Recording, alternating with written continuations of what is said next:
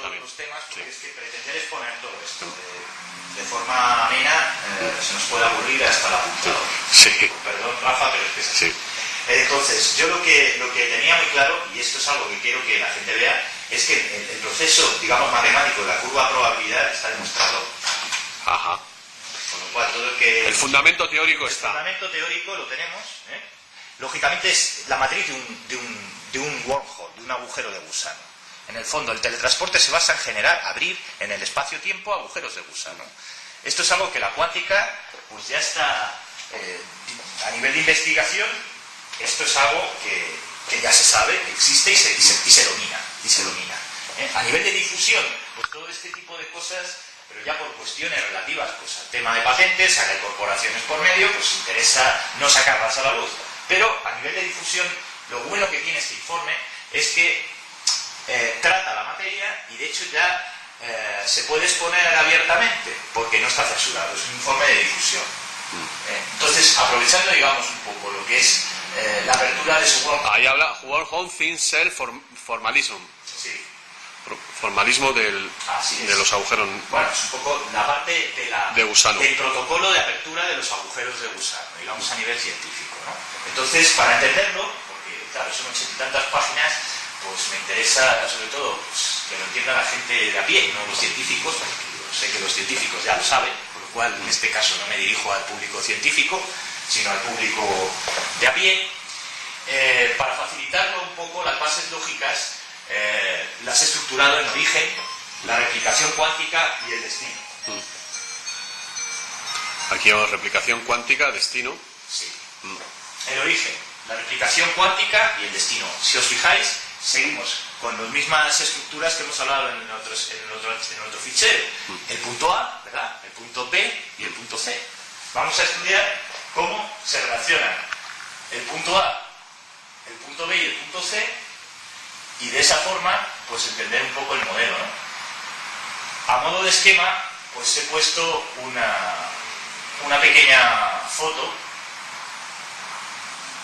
que trata de hablar del paradigma de esa energía, ¿no? Esto es un agujero de gusano, tal y como lo podemos ver.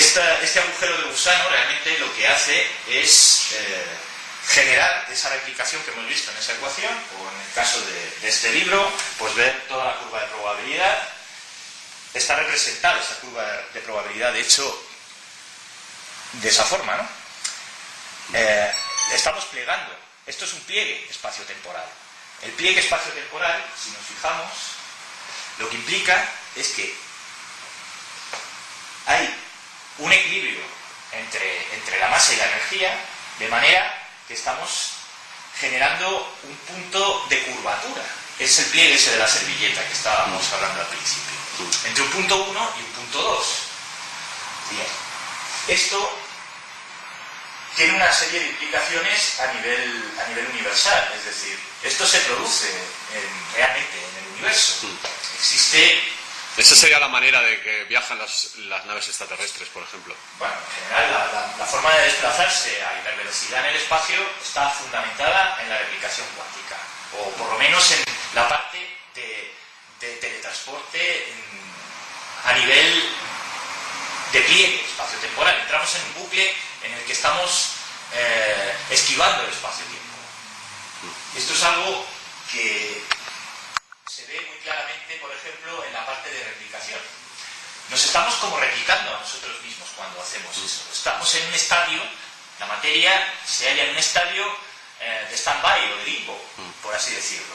Pero es una percepción desde el punto de vista del observador, nunca una percepción desde el punto de vista del que está viajando en el tiempo. Es decir, cuando yo en el experimento estoy metiendo la mano y la estoy sacando, no soy consciente. Es decir, mi mano está entera, pero hay una replicación molecular en el otro lado justo en el momento en que aparece, ¿no?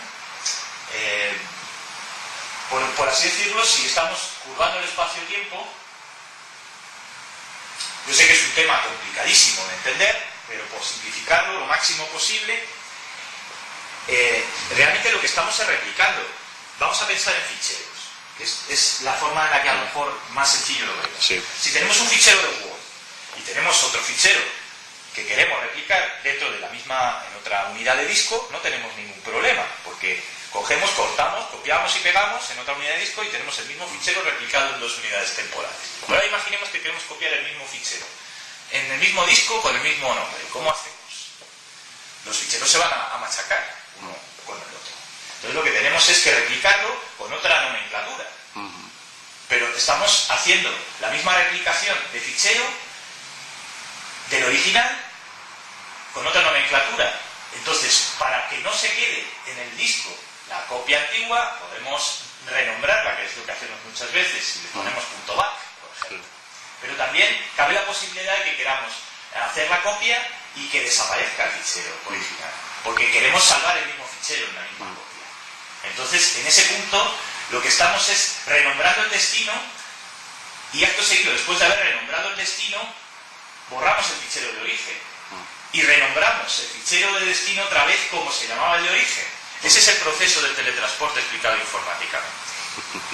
De alguna manera lo que estamos haciendo es volver a poner el fichero C con el nombre de A, pero el fichero C, cuánticamente hablando, es otro fichero distinto. ¿Sabes a mí que me está viniendo de la cabeza? Te va a parecer a lo mejor una gilipollez, pero lo voy a contar. Esta costumbre de las chicas, sobre todo, que cuando tienen una época de crisis se cortan el pelo o se hacen algo diferente en el cabello, realmente yo pienso que es como hacer una nueva copia de sí mismas, ¿no?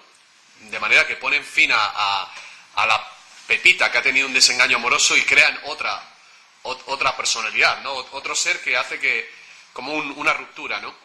Así es. De hecho, de alguna manera, pues por así decirlo, cuánticamente existe ese fundamento.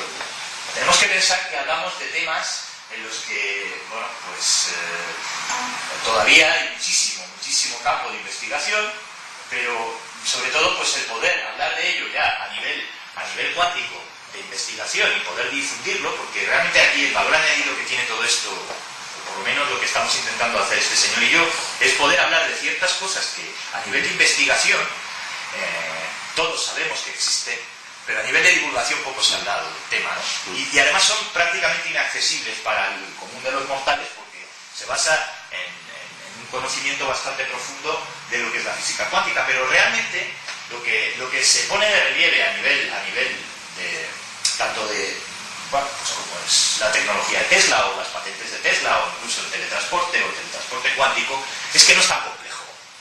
Es mucho más simple de lo que realmente parece. Y la solución se basa en el sentido común de la lógica de la replicación. Aquí estamos viendo cómo se replican las cosas, ¿no? ¿Esto sería una molécula? Esto sería simplemente, sí, un pliegue espacio-temporal del origen-destino, lo que hablábamos del punto C. Entonces, en el punto C, lógicamente ya se ha creado un clon del punto de la replicación. Entonces, este es el espacio de curvatura, digamos el wormhole, en el que se replica ese punto C al punto, el punto B sería al punto C, ¿no? ¿Por qué aparece la letra omega ahí? Bueno, estamos utilizando la nomenclatura relativa a la fórmula